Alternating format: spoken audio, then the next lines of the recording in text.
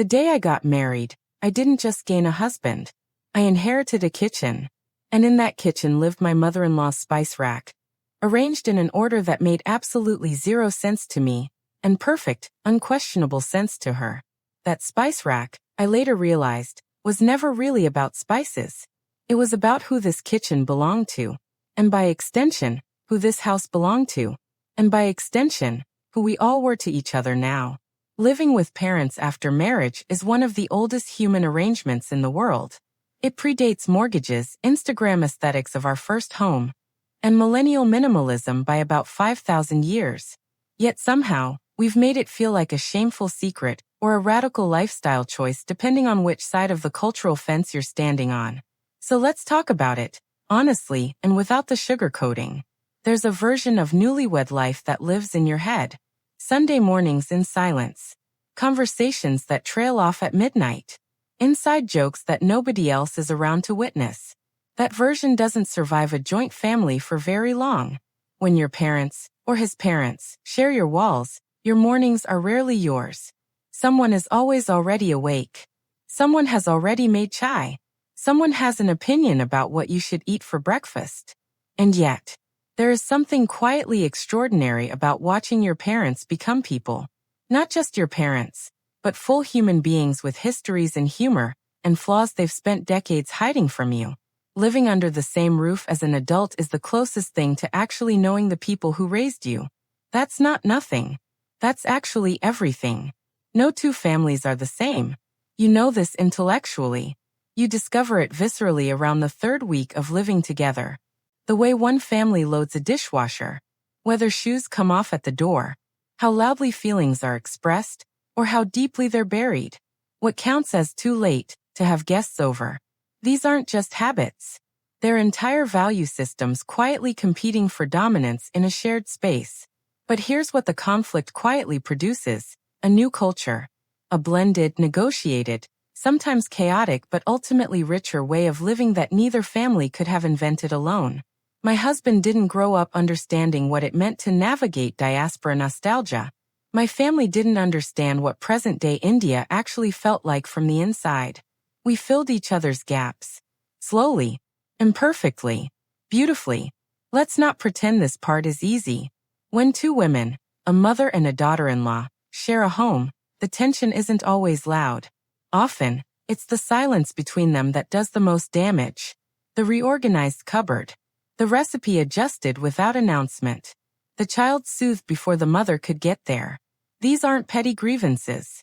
They're competing visions of home, of authority, of love expressed through labor. The saving grace? That same shared space means the cooking gets done when you're exhausted. The baby is watched when the meeting runs late. The grocery run happens without you having to ask. When everyone's hands are in the pot, metaphorically and sometimes literally, the weight of a household stops resting on just two people. There's a Punjabi saying that roughly translates to, before you take a big step, ask for advice, and if no one's around, ask the walls. Living with older generations means you're never short of advisors. The problem is that some of their best advice was calibrated for a world that no longer exists. And they don't always know which is which. Still, the young make fast decisions. The old have made expensive mistakes. Somewhere in that friction is something genuinely useful. If both sides can resist the urge to dismiss each other entirely, shared living is undeniably financially efficient. A single large household costs less per person than multiple smaller ones. The safety net of extended family means one job loss doesn't become a crisis. It means a bigger home, a cushion against disaster, perhaps even the breathing room to build something. A business, a creative project, a savings account that actually grows. But money in a joint family also becomes a proxy for power. Who pays what? Who owns what? Who gets to decide? If these conversations don't happen clearly and early, they calcify into resentment. The finances are the math. The resentment is the real cost. There's comfort in knowing someone is always home. There's also a particular kind of stagnation that comfort enables. Joint families can produce deeply capable, emotionally grounded people. Children who know their grandparents, couples who are genuinely supported, elders who are never lonely. They can also produce adults who never quite had to figure anything out for themselves, because someone always stepped in first. The same net that catches you can, over time, stop you from learning to fly. The difference is usually intention. Are you living together to thrive collectively, or to avoid the discomfort of independence? Here is the truth nobody says at the wedding. Joint family living will either make your relationships the deepest they've ever been, or it will end them. There is very little middle ground. Grandparents who live with grandchildren don't just babysit. They transmit stories, values, languages, ways of seeing the world that cannot be Googled. That is irreplaceable. And it only happens through proximity. But proximity without respect is just pressure. And pressure, over years, cracks things that were never meant to break. Here's the absurdity. Move out, and you're selfish. Stay in, and you're immature.